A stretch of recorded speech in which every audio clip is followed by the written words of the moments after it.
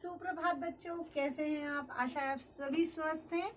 मैं नीरू रौतेला, जिसके साथ आज आप एक नया पाठ पढ़ेंगे, व्याकरण का एक पाठ। कौन सा पाठ? हम पढ़ेंगे पाठ 12 काल। काल किसे कहते हैं? तो बच्चों, काल कहते हैं समय को। आप सभी को पता है काल का क्या अर्थ है? समय, यानी कि क्रिया का वह रूप जो हमें ये बताए कि वो काम कब हुआ, किस समय हुआ। ठीक, तो परिभाषा हमारी क्या बनी काल की? क्रिया के होने का जो समय बताए, वे शब्द जो ये बताएं कि क्रिया किस समय हुई, उसे कहते हैं काल। काल के 3 भेद होते हैं। कितने भेद होते हैं काल के? 3। भूतकाल, वर्तमान काल और भविष्य काल। ठीक, कौन कौन से? भूतकाल, वर्तमान काल, भविष्य काल। आपने इंग्लिश में भी यही पढ़ा है, past tense, present tense, future tense, है ना? तो हिंदी में भी इसी तरीके से है। तो अब इन तीनों कालों के बारे में हम विस्तार से पढ़ते हैं। तो सबसे पहले पढ़ते हैं भूतकाल के बारे में। क्या होता है भूतकाल? भूतकाल बीता हुआ समय। कौन सा समय? बीता हुआ, जो बीत चुका है, यानी कि पास्ट, जो हो चुका है, अतीत, है ना? क्रिया के जिस रूप से ये पता चले कि जो काम हमने किया वो पहले ही हो चुका है, उसे कहते हैं भूतकाल। तो भूतकाल के भी कितने भेद हैं? आगे 6 भेद हैं। मैंने यहाँ उदाहरण नहीं लिखे हैं, उदाहरण आप सबकी किताबों में दिए हुए हैं। मैंने इनकी पहचान लिखी है कि आप कैसे पहचानेंगे। पेपर में अगर आपको दिया जाएगा कि बताइए ये वाक्य जो है इसमें कौन सा भूतकाल का कौन सा भेद है, तो आप कैसे पहचानेंगे? तो हम पहचान याद कर रहे हैं, फिर वाक्य तो आप खुद ही बना लेंगे। ठीक है, तो देखिए सबसे पहले सामान्य भूतकाल। सामान्य भूतकाल बेटे होता है जिसमें क्रिया के सामान्य रूप से होने का पता चले कि जो क्रिया है वो पिछले बीते हुए समय में हुई है। इसकी पहचान होती है, इसमें आखिरी में आ ई ए लिखा होता है। जैसे राम गया, वह आया, उसने किताब दी। ठीक है, इस तरीके के जो वाक्य हैं वो है सामान्य भूतकाल के। फिर है आसन्न भूतकाल। आसन्न भूतकाल होता है जिसके अंदर ये पता चलता है कि जो काम हुआ था ना पहले, वो अभी अभी हुआ है, ज्यादा समय नहीं हुआ, बिल्कुल अभी अभी काम खत्म हुआ है। तो इसकी पहचान होती है, आखिरी में लिखा होता है चुका है, चुकी है, चुके हैं। ठीक, तो ये लिखा हुआ होता है। जैसे पिताजी आ चुके हैं, अब आ चुके हैं तो पिछली बीती बात हो गई, लेकिन अभी अभी आए। जैसे हम कहते हैं ना वह पढ़ चुका है। जब पिताजी घर आते हैं तो मम्मी बोलती है ना कि अरे वो पढ़ चुका है, पढ़ चुका है, यानी कि अभी अभी, रिसेंटली। जो काम हुआ तो पहले है लेकिन अभी अभी हुआ है, कुछ समय पहले ही होकर हटाए, वो होता है आसन्न भूतकाल। तो उसके आखिरी में चुका है, चुकी है, चुके हैं, इस तरीके के शब्द दिए जाते हैं। पूर्ण भूतकाल। पूर्ण भूतकाल जिसमें होता है कि काम पूरा हो चुका है, पूरा हो चुका है, लेकिन अभी अभी नहीं। अगर रिसेंटली हुआ है, अभी अभी हुआ है, तो आसन्न भूतकाल। और अगर बहुत पहले हो चुका है, ठीक है, बहुत पहले गांधी जी ने असहयोग आंदोलन क्या किया था? शुरू किया था। ठीक है, वह पढ़ चुकी थी, या शाहजहां ने ताजमहल बनवाया था, हमें 1947 में आजादी मिली थी। तो इस तरीके के जो वाक्य है ना, जो काम हुआ है और बहुत पहले हो चुका है, ठीक है, उसे कहते हैं पूर्ण भूतकाल। उसके बाद है अपूर्ण भूतकाल। अपूर्ण भूतकाल होता है जिसके अंदर काम पूरी तरीके से अभी खत्म नहीं हुआ, अभी भी काम चल रहा है। ठीक है, तो वह बोल रहा था, वह खाना पका रही थी। ठीक है, इसके आखिरी में था, थी, थे आता है। ठीक है, वह पका रही थी, अब पहले कर रही थी काम, तो पहले, अभी नहीं। अगर यहाँ होता वह पका रही है तो यह वर्तमान काल की बात हो जाएगी कि वो अभी भी यही काम कर रही है। लेकिन अपूर्ण भूतकाल की ये काम पहले हुआ था, जो इमारत है वो बन रही थी, हमारे सामने वो पूरी नहीं हुई। ठीक है, बहुत पहले की भी बात नहीं है। अगर होता वह इमारत बनी थी, सिर्फ इतना होगा तो पूर्ण भूतकाल। वह इमारत बन रही थी, काम पूरा नहीं हुआ, अभी अधूरा ही था, तो वहां पर आ जाएगा अपूर्ण भूतकाल। ठीक, फिर संदिग्ध भूतकाल, जिसके बीते हुए समय में काम के पूरा होने में संदेह हो कि हमें नहीं पता काम पूरा हुआ है कि नहीं हुआ। इनमें चुका होगा, लिया होगा, तो कई बार बच्चे कंफ्यूज हो जाते हैं कि गा, होगा, होगी देखा तो लिख देते हैं भविष्य काल, तो ऐसा नहीं है। जैसे संदिग्ध, पिताजी घर आ चुके होंगे। अब हमें आ तो चुके होंगे, टाइम हो गया उनके आने का, इस टाइम तक वो आ चुके होंगे, मगर हमें संदेह है। माँ खाना खा चुकी होंगी। ठीक है, तो ये हमारी संदिग्ध भूतकाल है, हमें कंफर्म नहीं है कि काम हुआ है या नहीं हुआ, संदेह है। और आखिरी में है हमारा हेतु, हेतुमत भूतकाल, जिसमें कोई शर्त हो, जिसमें हम कोई शर्त रख दें। यदि पढ़ाई करते तो नतीजा अच्छा आता, परिणाम अच्छा आता।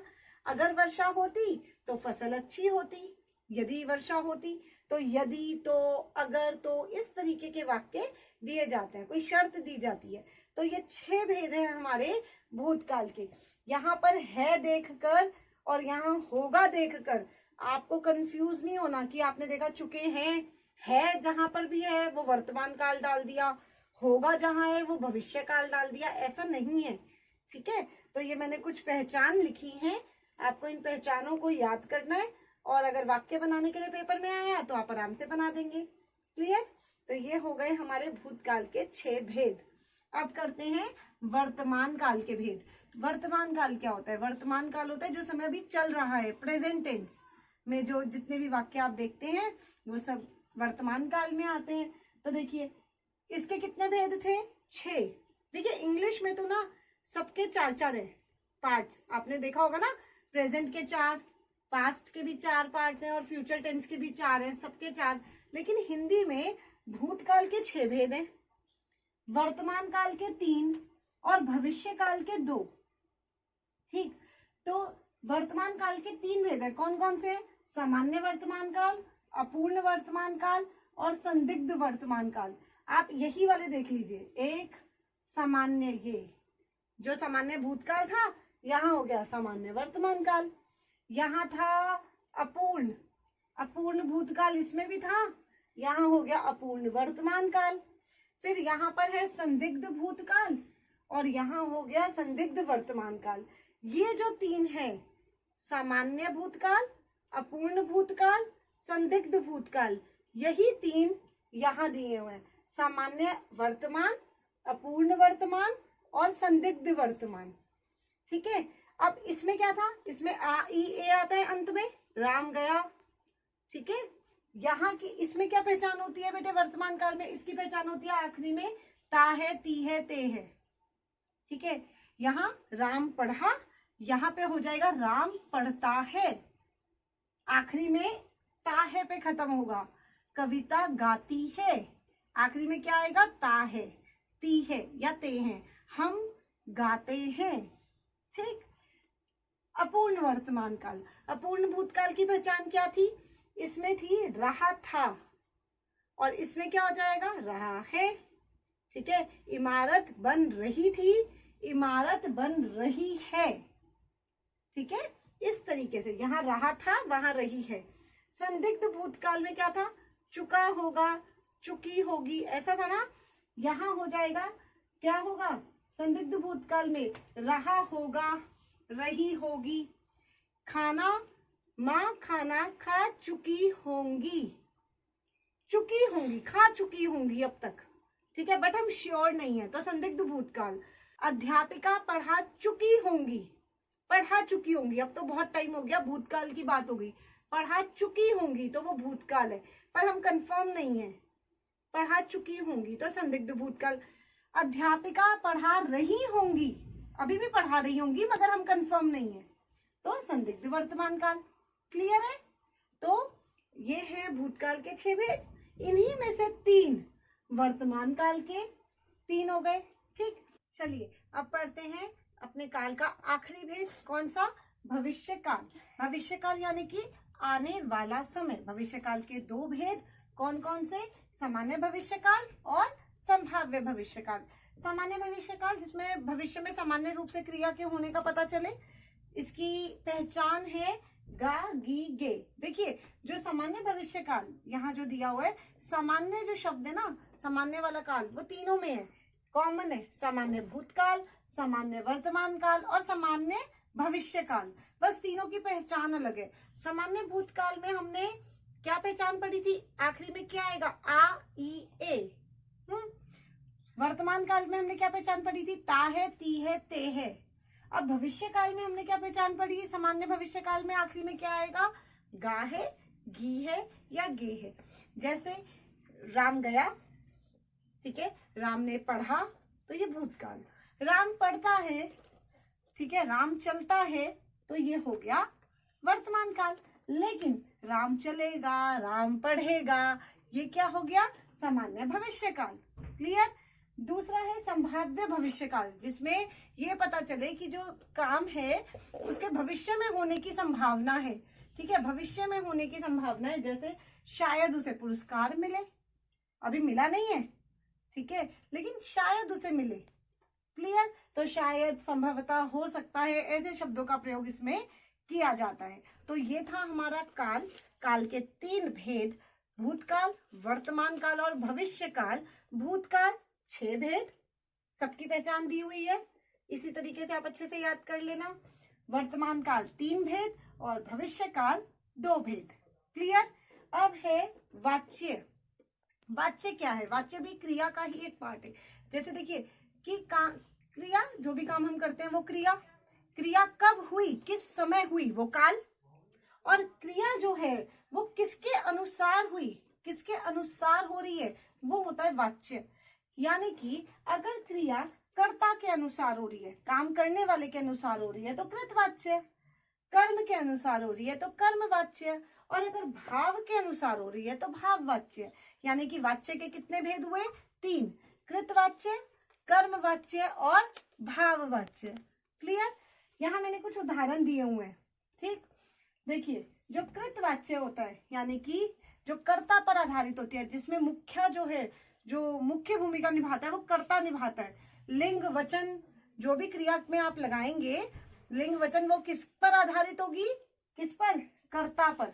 जैसे रवि पुस्तक पढ़ रहा है, तो पढ़ रहा है रवि, तो मैंने क्रिया किसके हिसाब से लगाई? रवि के हिसाब से। रवि पुल्लिंग शब्द है ना, लड़का है, तो पढ़ रहा है। रवीना पुस्तक पढ़ रही है, पढ़ रही है, यहाँ रहा है था, यहाँ रही है। क्यों? क्योंकि यहाँ रवि था और रवीना। लड़का था तो रहा है, लड़की है तो रही है। कर्ता के अनुसार क्रिया बदल रही है ना। तो कृतवाच्य में क्या होता है? क्रिया किसके हिसाब से बदलती है? कर्ता के हिसाब से। जैसे हम, अब हम बहुवचन हो गए, बहुत सारे लोग हैं, तो हम पुस्तक पढ़ रहे हैं, पढ़ रहे हैं, यहाँ क्रिया फिर बदल गई, किसके हिसाब से? कर्ता के हिसाब से। तो जहां पर क्रिया बदल जाती है, ठीक है, लिंग वचन किस पर आधारित होते हैं? कर्ता पर आधारित होते हैं। ठीक है, तो वो हो गया कृतवाच्य। फिर है कर्मवाच्य। कर्मवाच्य में आप के द्वारा या से लगा सकते हो, के द्वारा या से। जैसे रवि के द्वारा पुस्तक पढ़ी जाती है। अब देखिए यहाँ पर जाती है लिखा है, लेकिन रवि तो लड़का है, तो यहाँ तो जाता है होना चाहिए, लेकिन यहाँ कर्ता की कोई प्रधानता नहीं है, कर्ता इंपॉर्टेंट नहीं है। ये क्रिया मैंने रवि के हिसाब से नहीं लगाई, ठीक है, रवि के हिसाब से तो मैं जाता है लिखना चाहिए था मुझे, पर मैं लिख रही हूं रवि के द्वारा पुस्तक पढ़ी जाती है। ये जो जाती है मैंने वो पुस्तक के हिसाब से लगाया। पुस्तक क्या है? पुस्तक कर्म है, तो यहाँ मैं क्रिया किसके हिसाब से लगा रही हूँ? पुस्तक के हिसाब से, कर्म के हिसाब से। यहाँ है रवीना से समोसे खाए जाते हैं। अब समोसे, समोसे कर्म है। अब रवीना तो अकेली है ना, एक है, लेकिन मैं यहाँ लिख रही हूँ जाते हैं, बहुवचन लग रहा है यहाँ पर, क्योंकि यहाँ कर्ता इंपॉर्टेंट नहीं है, कर्ता का महत्व नहीं है।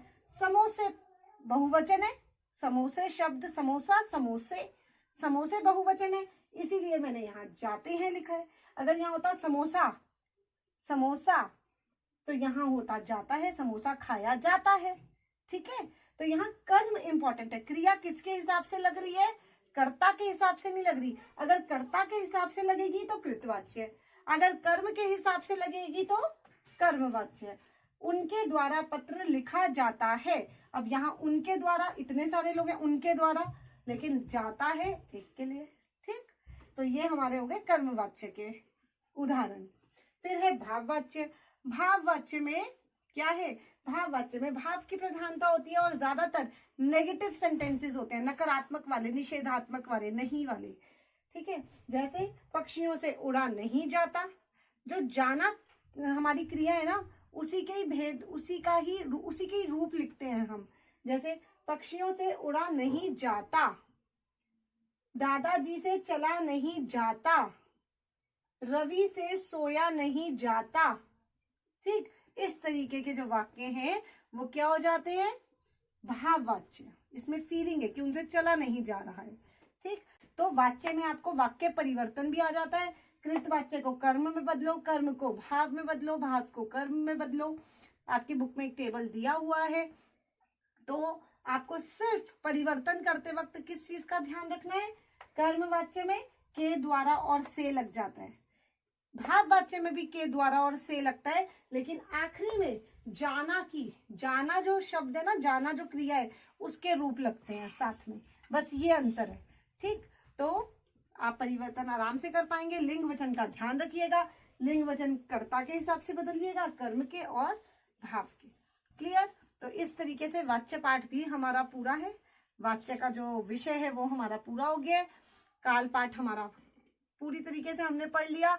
इसके पीछे की जो बैक एक्सरसाइज है वो आपका होमवर्क है, वो आपने करना है। और क्वेश्चंस क्या करने हैं, कॉपी में लिखना क्या है। जो बैक एक्सरसाइज है वो आप बुक में करेंगे, कॉपी में करने की जरूरत नहीं है। लेकिन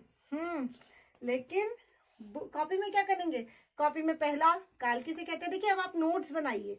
मैं यहाँ 4 प्रश्न लिख दूं, है ना, 4 प्रश्न लिख दूं और आप उनको करें नहीं। व्याकरण में आप नोट्स बनाइए। जैसे मैंने ये मेरे ये नोट्स हैं। आप बस क्या कर सकते हो ना, आप सामने पहचान लिखो और नीचे एक उदाहरण लिख दो। इसकी पहचान लिखो, एक उदाहरण लिख दो। इसी तरीके से काम करोगे। काल किसे कहते हैं, काल के कितने भेद होते हैं, भूतकाल क्या होता है, पूरी परिभाषा ना लिख के बीता हुआ समय भूतकाल कहलाता है। फिर एक एक भेद, पहचान एक उदाहरण, पहचान एक उदाहरण, सबके एक एक उदाहरण आप लिख देंगे। इस तरीके से नोट्स की फॉर्म में इस पाठ को आप पूरा करेंगे अपनी कॉपी में। क्लियर? तो चलिए अब मिलेंगे अपनी अगली वीडियो में। अगर कोई दिक्कत परेशानी होती है तो हमेशा की तरह कमेंट बॉक्स में जरूर पूछेंगे। तब तक के लिए अपना ध्यान रखें, स्वस्थ रहें, खुश रहें।